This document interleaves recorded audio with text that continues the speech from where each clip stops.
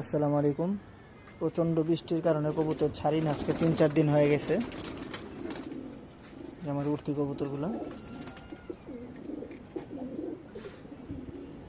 আল্লাহর রহমতে ভালোই আছে, কোনোটার চোখে পানি নেই, ঠান্ডাও নেই। কি অবস্থা হয়ে রয়েছে ছাদটা দেখেন, এই জন্য কবুতর ছাড়তেছি না। এটা হলো মাদির খাঁচা।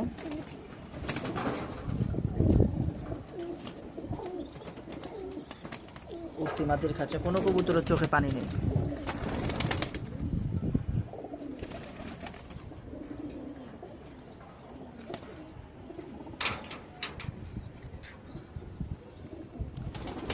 আর এইটা হলো আমার থরের নর, যেগুলা রেস্টে থাকে, সেই খাঁচা।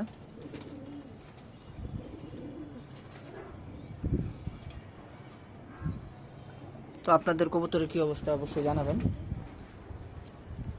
কারো যদি কোনো হেল্প লাগে বলবেন, সাধ্য অনুযায়ী চেষ্টা করব।